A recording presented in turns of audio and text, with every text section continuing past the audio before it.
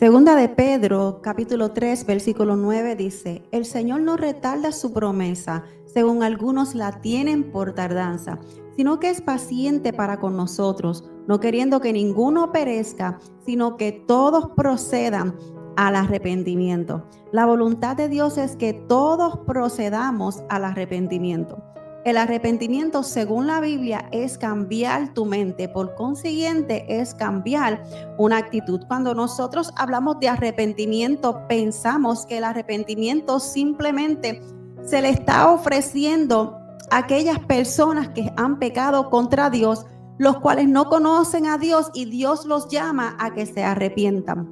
Pero no menos cierto es que Dios también le habla a su iglesia, a su pueblo, acerca de un arrepentimiento. Pensamos que solamente el arrepentimiento es cuando venimos a los pies de Cristo y nos arrepentimos de nuestros pecados, y Dios hace de nosotros, como dice la palabra, el que está en Cristo nueva criatura es. Las cosas viejas pasaron, he aquí todas son hechas nuevas.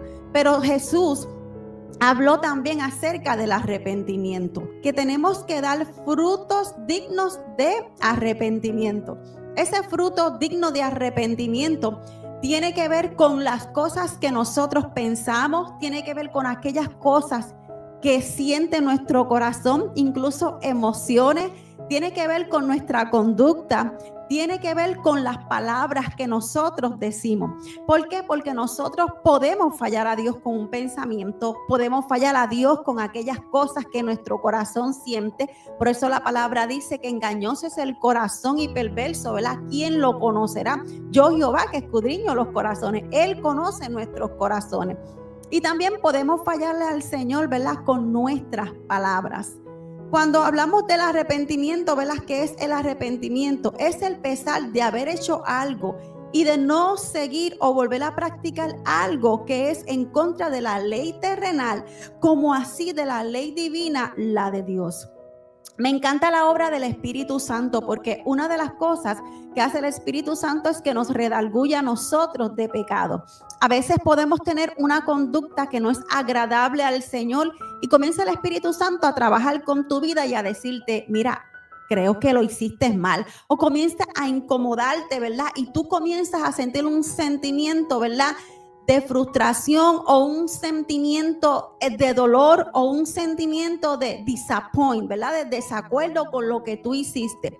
Muchas veces esta es la obra del Espíritu Santo trabajando en nuestro interior, corrigiéndonos, y eso es bueno. No debemos sentirnos culpables al grado, ¿verdad?, de que nuestra fe mengue, o que esto nos haga caer en una tristeza profunda, sino que esto es bueno, porque significa que el Espíritu Santo está tratando con tu vida, te está dirigiendo, te está guiando, te está corrigiendo, porque Dios te ama. Cuando hablamos de la palabra arrepentimiento, ¿verdad?, tenemos que entender que el arrepentimiento es algo que se estuvo predicando desde el Antiguo Testamento. En el Antiguo Testamento vemos cuando el Señor, ¿verdad?, le dice al pueblo: si se humillare mi pueblo, sobre el cual mi nombre es invocado, y oraren a mí y se arrepintieren de sus malos caminos, entonces yo iré desde los cielos y sanaré su tierra. En el Nuevo Testamento vemos que Juan el Bautista, en Mateo capítulo 3, versículo 2, también habló del arrepentimiento. Él dijo: arrepentíos, porque el reino de los cielos se ha acercado. También lo predicó Jesucristo en Mateo capítulo 4, versículo 17. Cuando él dijo: desde entonces comenzó Jesús a decir: arrepentíos, porque el reino de los cielos se ha acercado. También lo predicaron los apóstoles en Hechos capítulo 20, versículo 21, testificando a judíos y a gentiles acerca del arrepentimiento para con Dios y de la fe en nuestro Señor Jesucristo.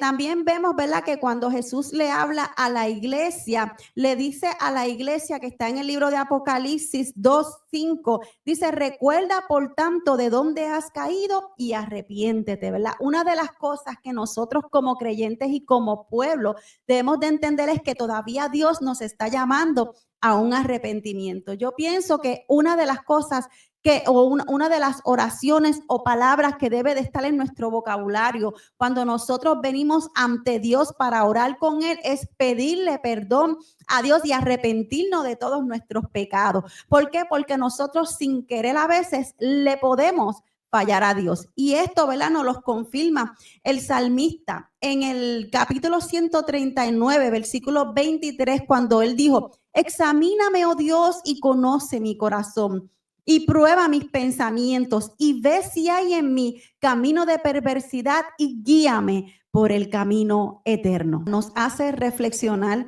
acerca de venir donde Dios y decirle al Señor en oración: Señor, examíname, oh Dios, y conoce, prueba, escudriña lo que hay en mi corazón, escudriña lo que hay en mi mente, conoce mi corazón y mis pensamientos y ve si hay en mí camino de perversidad.